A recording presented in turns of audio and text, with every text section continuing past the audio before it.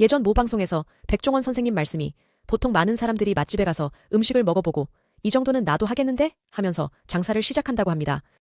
그런데 우연히 장사가 안 되는 식당을 들렸다가 음식을 먹어보면 이 집도 예상외로 맛있어서 놀란다고 합니다. 대박 식당과 쪽박 식당 간 맛의 차이는 생각보다 크지 않은 것입니다. 안녕하세요. 전략은 쉽다. 전쉽입니다. 우리는 흔히 식당은 맛이 있으면 된다고 생각합니다. 그래서 식당을 창업하려면 맛있는 레시피가 중요하다고 생각하여 유명한 맛집 또는 요리 연구가의 레시피를 배우거나 유명한 식당의 프랜차이즈 계약을 맺고 사업을 시작하게 되는데요. 그런데 그렇게 하면 정말 성공할까요? 맛이 식당 성공의 핵심은 맞을까요? 오늘은 위의 질문에 답변하기 위해 키 석세스 팩터, 즉 핵심 성공 요인에 대해 이야기해보려고 합니다. 핵심 성공 요인은 사업에 성공하기 위해 사업가 관점에서 꼭 갖춰야 되는 요소를 의미합니다. 비슷한 개념으로 키바잉 팩터라는 것이 있습니다. 이는 손님이 구매를 결정할 때 중요하게 생각하는 기준을 말하는데 얼핏 들으면 이 둘은 같은 개념 같지만 사실은 매우 다른 개념입니다. 앞에 식당 예로 돌아가서 생각해 볼까요? 우리가 맛을 핵심 성공 요인이라고 생각하는 이유는 손님 관점에서 생각하기 때문입니다. 즉, 내가 손님이었을 때 어떤 기준으로 식당과 메뉴를 골랐는지 회상해 보면 모두 맛있었던 집이기 때문에 당연히 맛집이 성공한다고 생각하는 것입니다. 그런데 여기에는 함정이 숨어 있습니다. 잘 생각해보면 맛있게 먹었지만 더 이상 방문하지 않는 식당도 꽤 많다는 점입니다.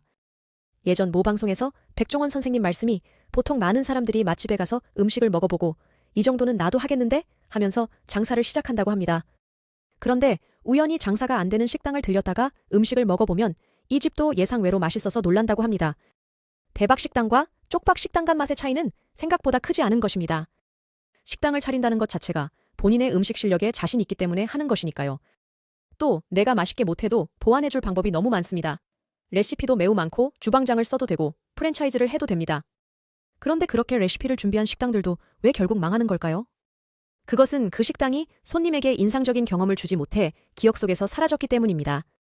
우리는 손님이 식당의 선택을 매우 까다롭게 할 거라고 생각하지만 정작 손님은 특별한 목적의 식사가 아니면 어디 갈지를 오래 고민하지 않습니다.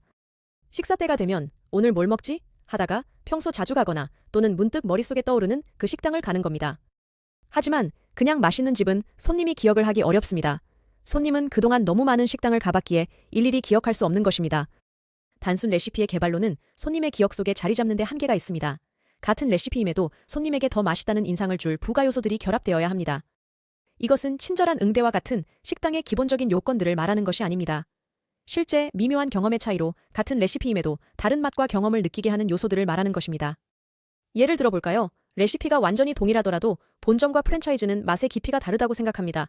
심지어 직영점끼리도 다르다고 생각합니다.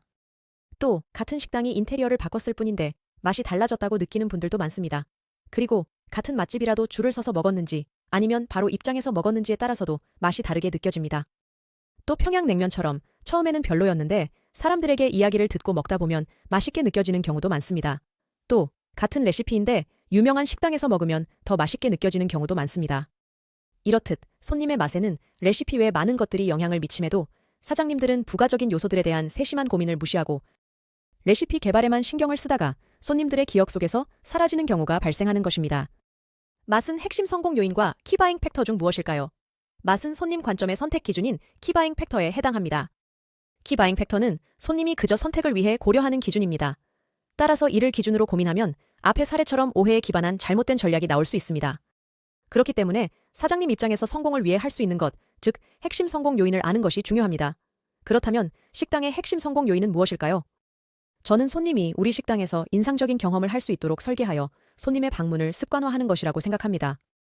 즉, 내가 단골로 만들 유형의 사람을 정확하게 선정해 놓고 이 사람이 첫 방문, 두 번째 방문, 그리고 습관적 방문을 하고 싶어 할 레시피와 인테리어, 서비스, 그리고 마케팅의 패키지를 세심하게 설계, 구성하는 것입니다.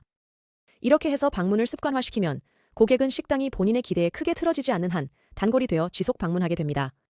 고객이 단골이 되면 좋은 점이 있습니다. 단골은 사람들을 불러 모으는 입소문 리더의 역할을 합니다. 요즘은 많이 달라졌지만 사람들은 보통 혼자 밥을 먹으러 가지 않습니다.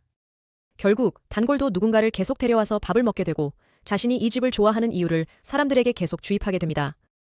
왜냐면 단골에게 그 식당은 자신의 취향과 정체성을 상징하기 때문이죠. 그러다 보면 자연스레 그 친구도 습관화가 되어 단골이 됩니다. 이것을 경영에서는 흔히 브랜딩, 그리고 경험 관리라고 합니다. 브랜딩을 보통 마치 회사 이름을 그럴싸하게 짓고 TV에 광고하는 것이라고 생각하지만 그것은 브랜딩의 극히 일부입니다. 브랜딩에 대한 저의 생각과 구체적인 실행 방안에 대한 이야기는 다른 영상에서 자세히 다루도록 하겠습니다.